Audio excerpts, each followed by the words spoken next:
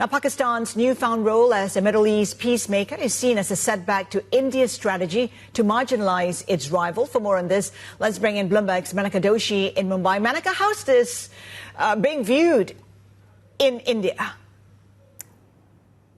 Well, has any efforts at peace and a resumption of energy trade and other supply lines through the Middle East region obviously comes as good news, not just to India's economy, but so many other countries' economies that have been held hostage in the last month because of this war. Now, that's the first order effect, and I'm sure the Indian government appreciates that. I think the question you're asking is about the second and third order effects in terms of the impact both on what this means for how Pakistan is viewed across the world and what this means for India and its relationship with the U.S. Now, obviously, if Pakistan has any element of success, in brokering peace in this situation, it burnishes Pakistan's reputation and in many ways weakens India's case, against its neighbor for allegedly sponsoring terrorism and other hostile issues that have persisted for decades now. The second bit is that Pakistan has always had the ear of the U.S. But if it succeeds in this effort, does it have more sway then with U.S. President Trump, especially Pakistan's Army Chief Munir? And what does that mean for how the U.S. views India? Remember, we still have a trade agreement that's pending fire. Manaka, please do stick around. Let's get more from our next guest, who is a widely recognized expert in South Asian geopolitics. Let's bring in Michael Kugelman, non-resident senior fellow at the Asia Pacific Foundation. Michael, good to have you with us. I mean, when you take a look at what's happening right now, has Pakistan, in fact, outplayed India? Well, I mean, it certainly seems that way, right? In the sense that Pakistan is being lauded across the world for having contributed to bringing about this critical truce, whereas India has been fairly quiet. It has not really been active at all in these peace facilitation efforts. But I think that we need to look at this with a bit more nuance in the sense that India never really had an interest in trying to be a mediator. So it's not like Pakistan pushed India away from an opportunity to do something big.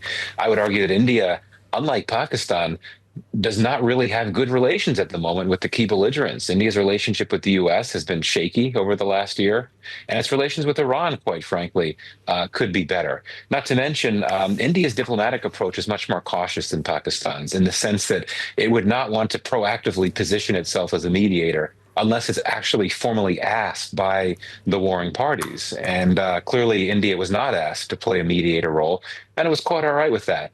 And the final thing I'll say here is that it's very clear that if Pakistan is successful in getting some type of broader peace, if peace returns to the Middle East, that's obviously a really good thing for India.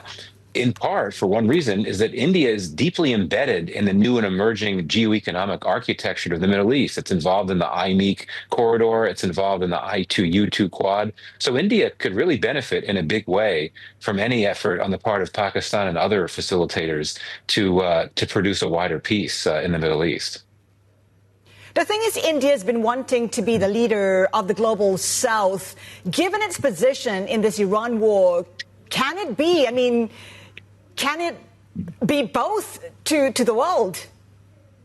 I think this is a bit of an uncomfortable truth for India. I mean, you're right. India has actually been competing with China for the mantle of advocate of the global South. But India has a very rapidly growing relationship with Israel. And of course, Prime Minister Modi was in Israel meeting with Prime Minister Netanyahu just before the war started. So, I mean, for one thing, Iran would likely not see India as a neutral interlocutor at this point. But I would argue that if you look across the global South, there's pretty strong sentiment against the war, against what Israel has been doing in Iran, and also against what Israel has been doing in Gaza. So I think that's a bit of a challenge for India as it looks to try to maintain that status of serving as an advocate for the global South. It's going to pose a challenge for sure.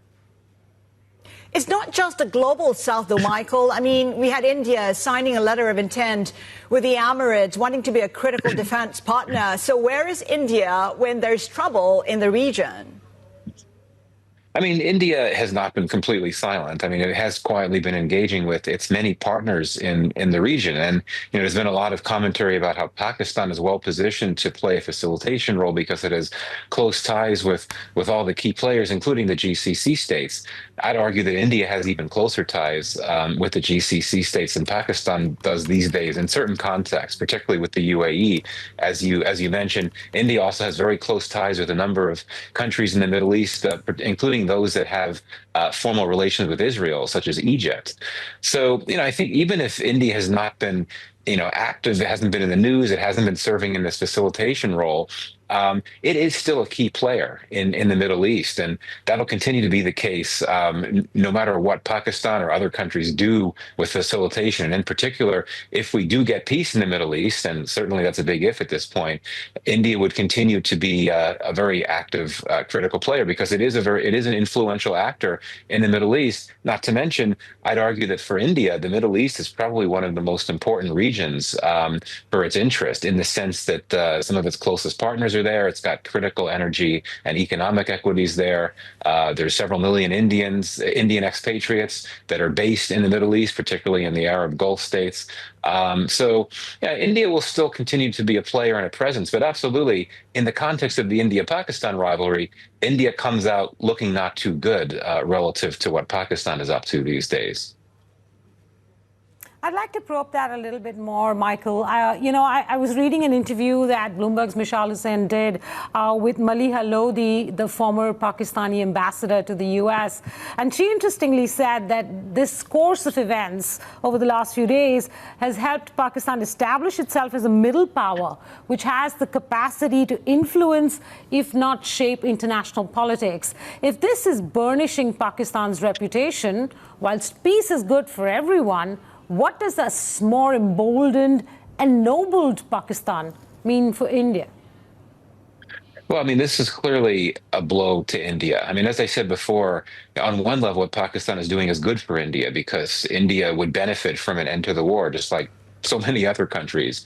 But at the same time, India, for quite some time, one of its strategic goals has been to undercut and indeed sideline, if not isolate, Pakistan on the global stage. And yet right now you have the absolute opposite of that, right? Pakistan is in the global spotlight, and for good reasons, not for bad reasons. It's been in the global spotlight a lot over the last few decades, but many times because of really bad things like Osama bin Laden being discovered on Pakistani soil. So I would argue that certainly this is a strategic blow for India, what Pakistan has been able to do, and how prominent it's become, and the fact that it has been able to showcase the fact that it is a serious country that has agency and is able to exert influence, considerable influence, in the Middle East, a region which is very important strategically for both Pakistan and for India. But again, India's own global significance and importance is not going to change no matter what Pakistan is doing. As I said before, India is deeply embedded in this changing Middle East with these new developments, including Sure. IMEC and I2U2, that'll be able to come into force more so if peace returns to the Middle East. Michael, just following up on that, India's relationship with the U.S., specifically Prime Minister Modi's relationship with President Trump, has been, tetchy over the last year and a half.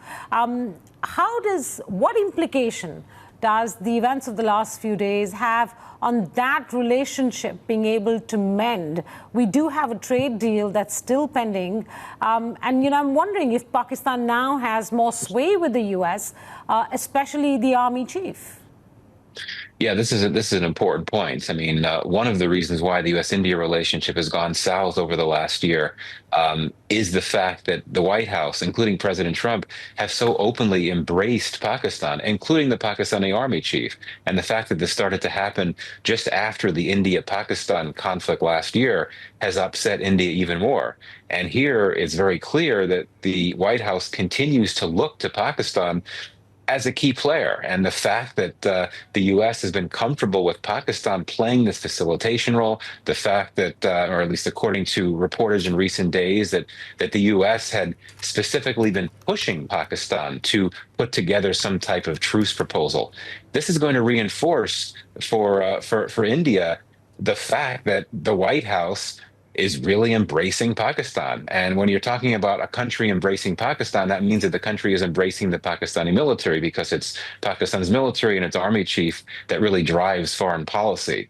So absolutely, this is not going to help the U.S.-India relationship. You're right, there is a trade deal, but it's sort of on hold because of the Supreme Court decision in the U.S. about tariffs.